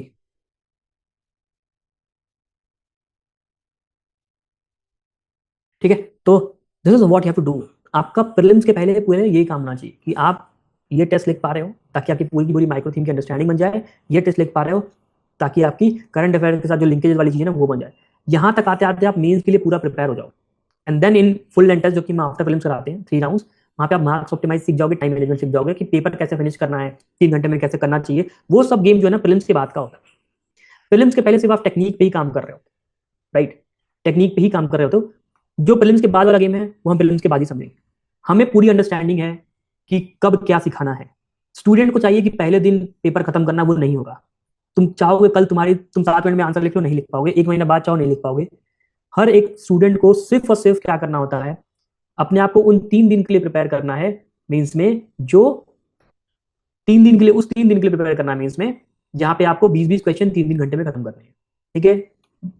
जीएस 1 2 का पेपर एक दिन होता है, जीएस 3 4 का पेपर एक दिन होता है, और ऑप्शनल के 2 पेपर होते हैं, ठीक है। बस इन्हीं 3 दिन के लिए आपको कब खत्म करना है पेपर, 20-20 घंटे, 3 घंटे में 20 क्वेश्चन खत्म करना है। इसके पहले भी आप प्रैक्टिस कर रहोगे, इसके बाद क्या आप भूल जाओगे, वापस से आपकी जो स्टेमिना है 3 घंटे में 20 क्वेश्चन लिखने की वो खत्म हो जाएगी। तो you have to do this only, right, आपको यही करना है, अंडरस्टूड। सो अननेसेसरी फोमो नहीं रखना है कि मेरा टाइम मैनेजमेंट नहीं हो रहा, मैं 3 घंटे में पेपर नहीं खत्म कर पा रहा। ये उनके लिए ठीक है जो उन्होंने पहले मेंस लिखा है, उनका 3 घंटे में पेपर खत्म नहीं हो पाया था। देन हम उनके साथ इस चीज पे वर्क करते हैं कि क्यों नहीं हो पाया, नोट्स नहीं बने, रिकॉल नहीं हुआ, क्या नहीं हुआ, फ्रेमवर्क नहीं पता है, we work with them. But the student who is preparing for 27 और वो पहली बार आ रहा है, उसको लिखना है 7 मिनट में आंसर, ऐसा नहीं होने वाला है, राइट। तो आई think you have understood this. तो जो हमारा करिकुलम है, जो पूरा टाइम टेबल है, I think will share this with you. तो आपके एडवांस टेस्ट चलेंगे 8, राइट, और उसके बाद हमारा आपका 12 एफएलटीज होंगे, 3 राउंड ऑफ एफएलटीज, 4 पेपर होते हैं जीएस 1 2 3 4, तो ये 3 राउंड चलेंगे आप, ठीक है। एक राउंड जो लास्ट वाला होता है सिमुलेशन होता है कि रियल टाइम में आप कैसे परफॉर्म कर रहे हो। जीएस 1 2 3 4 एक दिन में कराते हैं ताकि आपको रियल सिमुलेशन मिल जाए, राइट। सो अगर आप इस पेडागोजी को फॉलो करोगे ना और मेंटर के साथ लग के ढंग से करोगे, definitely you will going to hit the zone of 450 plus, ठीक है। मूविंग ऑन, अब ये समझते हैं कि all those students who are the part of Smash 27 कैसे करना है, काम कैसे करना है, आपके लिए टारगेट्स कैसे होने वाले, ठीक है। टारगेट क्या होने वाले हैं, टारगेट्स आपके पास होने चाहिए तभी आप काम कर पाओगे, सामने टारगेट नहीं होना तो काम नहीं होता। एग्जाम 1.5 साल बाद है, आपको टारगेट कल का नहीं पता होगा, एक हफ्ते का नहीं पता होगा, आप पढ़ाई नहीं कर रहे हो, ठीक है। तो how to do this particular thing, target wise कैसे काम करना है। तो फर्स्ट ऑफ ऑल आपको एक बात समझनी है कि आपका जो टाइम टेबल ही है वो टारगेट है, ठीक है। और टाइम टेबल इतना सही बना हुआ है, इतना आसान बना रखा है हमने कि अगर आप जैसे रैंडमली कहीं लॉस्ट हो गए हो, आपको सिंपली ये डिसाइड करना है कि मैं कौन सा टेस्ट पकड़ूं, उसका सिलेबस देखूं, उसकी 10-15 माइक्रो थीम प्रिपेयर करूं और टेस्ट दूं। ये फीडबैक लूप में आपको फटाक से आना है। फॉर एग्जाम्पल आपको स्टार्ट करना जैसे इकोनॉमी, और आपको इकोनॉमी में इंटरेस्ट है, start with economy, we don't have any problem, right. Now it's understand करना क्या होता है, how what should be your target and how your weeks and like जो भी मंथली प्लान होगा या जो भी वीकली प्लान होगा, जनरली हम वीकली प्लान पे ही काम करते हैं या 15 दिन वाले प्लान पे काम करते हैं, वो कैसा लुक लाइक हो, ठीक। सिंपली आपको एक सब्जेक्ट चूज करना है, उसका टेस्ट सिलेबस देखना है। मतलब क्या, आपने चूज किया कि मुझे पॉलिटी तैयार करनी है, तो आपको सिंपली उसका टेस्ट सिलेबस देखना है। This is the first step that you have to do, ठीक है। This is the first step you have to do. और टेस्ट सिलेबस देखने के बाद सीधे माइक्रो थीम बुकलेट पे जाना है और पता करना है कि कौन कौन सा माइक्रो थीम है। यानी कि अभी मैंने आपको दिखाया था कि इस सिलेबस को पढ़ने के लिए 15 माइक्रो थीम है, ठीक है। और इस 15 माइक्रो थीम का क्या करना पड़ेगा, आपको माइक्रो लूप एनालिसिस करना पड़ेगा, जो आपको मैंने अभी करके दिखाया ऊपर, ठीक है। तो आपको ये 2 स्टेप समझ में आ गया कि एक सब्जेक्ट चूज करो कौन सा करना है, उसका सिलेबस देखो, दैट इज 50 सेकेंड टास्क, ठीक है। सिलेबस बस खोलना है, सिलेबस खोलने के बाद माइक्रो थीम बुकलेट में उस सिलेबस से कौन कौन सी माइक्रो थीम है वो पता कर लो, उसकी माइक्रो लूप एनालिसिस करनी है। This is going to be a task जहां पे आपको मेंटर हेल्प करेगा, ठीक है। उसके बाद जब आपका ये डन हो गया ना, फिर आपको एक्स फैक्टर नोट्स का यूज करना भी आ जाएगा, क्योंकि आपने जो माइक्रो लूप एनालिसिस करके टॉपिक्स और जैसे क्या कहते हैं कि टॉपिक्स और डायमेंशंस निकाले हैं, उसको सिंपली एक्स फैक्टर से उसके नोट बना दिया, नथिंग एल्स, ठीक है, नथिंग एल्स। उसके बाद क्या करना है, चौथा, कि हमारे स्मैश पीआई के लेक्चर भी चलते हैं कि हम आपको आंसर राइटिंग सिखा देते हैं कि कैसे आंसर राइटिंग करनी चाहिए पीवाई, क्योंकि वो एक लेक्चर चलते हैं, चाहो तो आप वो भी देख सकते हो। So these 4 are what part of your mains preparation. फिर आपको टेस्ट अटेम्प्ट करना है, इवैल्यूएशन होगा, पीडीडी होगा आपका, ठीक है। तो लेट्स सी दिस कि कैसे क्या करना है। कुछ स्टेप्स जो हमने ऊपर देखे बिफोर टेस्ट होते हैं। फॉर एग्जाम्पल कि आपने सिलेबस देखना और सब्जेक्ट चूज करना, माइक्रो थीम की बुकलेट पे जाना, माइक्रो लूप एनालिसिस करने के बाद आपको एक्स फैक्टर से नोट्स बनाना है, आपको स्मैश पीवाई के लेक्चर्स देखना।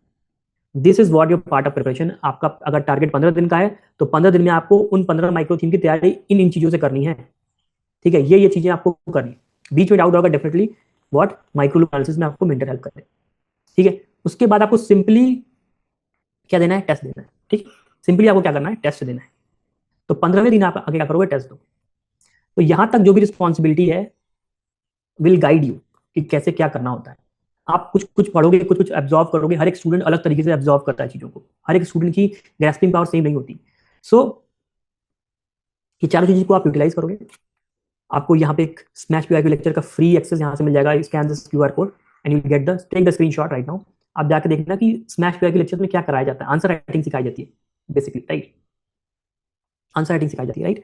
तो take the screenshot of this ताकि आपको पता चल जाए। मूविंग ऑन, ये आपको टेस्ट अटेम्प्ट करना पड़ेगा, ठीक है। अब क्या होगा, इतना तक करना आपकी रिस्पॉन्सिबिलिटी थी। उसके बाद हमारा रिस्पॉन्सिबिलिटी आता है कि वी इवैल्यूएट योर कॉपी। उसके बाद आपको मॉडल आंसर देते हैं ताकि आप मॉडल आंसर से वैल्यू ऐड कर पाओ अपने कंटेंट में, और आपका पोस्ट टेस्ट डिस्कशन करते हैं। Post test discussion is a real thing with the mentor. यहाँ पे मेंटर का रोल आता है। अब जरा मेरी बात ये समझो, हर एक स्टूडेंट सेम चीज पढ़ने के बाद भी अलग अलग तरीके से आंसर लिखेगा, कोई अच्छा लिखेगा, कोई बुरा लिखेगा, राइट। कोई हो सकता है बीच का लिखा। तो एक मेंटर जब आपकी कॉपी को देखेगा ना, वो समझ जाएगा कि आपने जो पढ़ाई की थी इन चीजों को यूज करके, आप उनमें से कितना ग्राफ कर पाए और कितना रेप्लिकेट कर पाए कॉपी के अंदर। तो अब मेंटर का काम है कि आप मैक्सिमम यूटिलाइज कर पाओ जो भी पढ़ाई कर रहे हो, जो भी आप पढ़ाई कर रहे हो ऊपर 1 2 3 4 के स्टेप्स के, उसको मैक्सिमम कन्वर्ट कर पाओ अपनी कॉपी के अंदर। ये है एक मेंटर का काम, ये आप कन्वर्ट कर पा रहे हो कॉपी के अंदर। उसके लिए वो आपको फ्रेमवर्क सिखाएगा, आपको अलग अलग तरीके की इंट्रोडक्शन लिखना सिखाएगा, कॉपी में जो जो गलतियां उसको हाईलाइट करेगा। आपकी प्रिपरेशन में आप जिस तरीके से पढ़ रहे हो वो भी आप डिस्कस करो, उसको वो चेंज कराएगा अगर जरूरी है तो। So this is what the role of mentor, ठीक है। यानी कि अब ये जो 7 चीज है ना, this consist your feedback loop. ये तुम्हारा फीडबैक लूप है। तुमने एक पर्टिकुलर टेस्ट लिया, उसमें 7 स्टेप किए, then you move to the second test, ठीक है। Then you move to the second test, और आपको सारे टेस्ट देने 18 के 18, तब आपका पूरा माइक्रो थीम का अंडरस्टैंडिंग बन जाएगा, राइट। लोग सिर्फ और सिर्फ बुक को ही खत्म करते रह जाते हैं। लक्ष्मीकांत को 10 बार पढ़ लिया है, you will listen to it, but mains में निकल रहा है, क्यों? क्योंकि एक बार भी ये प्रोसेस किया नहीं है, ठीक है। तो this is what you have to do, ठीक है। अब समझ लो कि पोस्ट डिस्कशन जो मेंटर लेता है उसमें करता क्या है मेंटर, हर मेंटर जो है आपको कैसे सिखाएगा, तो हर एक स्टूडेंट का एक रिकॉर्ड होता है, ठीक है। अगर देखो यहाँ पे 2 महीने में एक स्टूडेंट ने 2 पेपर लिखा हुआ, अगर आप देखो 22/7 और 19/9, 7/2, 2 महीने जुड़ा 9, 1-2 दिन कम है, बट 2 महीना अगर आप देखोगे 2 महीने में एक स्टूडेंट ने 2 टेस्ट लिखा है। और वहीं पे अगर आप देखोगे यहाँ पे 14/7, 15/9, 2 महीने के अंदर एक स्टूडेंट ने 4 टेस्ट लिखा। तो इंप्रूवमेंट किसकी ज्यादा होगी, 2 टेस्ट वाले की 4 टेस्ट वाले की? डेफिनेटली 4 टेस्ट वाले की। क्यों? क्योंकि इसने 4 फीडबैक लूप क्लोज कर दी, इसने 4 बार इस प्रोसेस से गुजर चुका, इसकी मेंटर डिस्कशन 4 बार हो चुका, उसमें इंगेजमेंट मेंटर के साथ हो चुका, इसने अपने फॉल्ट फाइंड कर लिए, कोर्स करेक्शन की तरफ मूव कर चुका है। तो जिसका फीडबैक लूप जितना छोटा होता है, मतलब क्या, 1 महीने में तुम एक डिस्कशन कर रहे हो वर्सेस तुम 15 दिन में एक डिस्कशन कर रहे हो, तो आपका फीडबैक लूप छोटा है, आप मेंटर के साथ ज्यादा बार बैठ रहे हो कॉपी लेके। कई बच्चे क्या होता है, मेंटर के पास फोन मिला के बात करते हैं, बात करने से कोई इंप्रूवमेंट नहीं है। मेंटर हो सकता है तुम्हारा फोन उठा रहा हो क्योंकि उसका काम है फोन उठाना, but you will not be improving, right, until unless you write the test. तो टेस्ट के ऊपर बैठ के जब डिस्कशन होता है ना, तब एक बच्चा इंप्रूव कर रहा होता है, rather than simply random callings.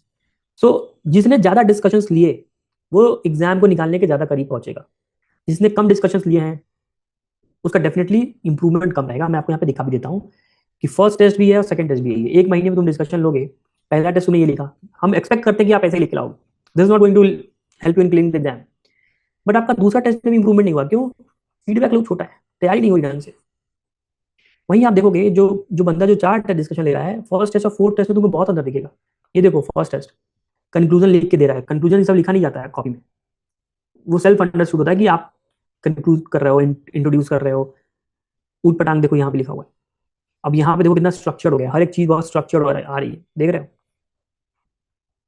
So this is a fourth test का डिस्कशन जो कि सेम टाइम पीरियड में हुआ है। So what we are doing is कि we have launching our batch of February, smash 27 batch को हम लॉन्च कर रहे हैं ऑन 15th और 20 कल के दिन से। So you can take the screenshot of this particular QR code, ठीक है, और यहाँ पे आप मैसेज करके हमारे काउंसलर से बात कर सकते हो, दे विल गाइड यू कि कैसे आप प्रोसीड कर सकते हो with respect to this particular program. And also if you have any doubt also and you want any personalized, let's say, discussion, your own particular जो भी आपका एक प्रॉब्लम है उसको डिस्कस करना चाहते हो काउंसलर के साथ, तो they will help you in doing that.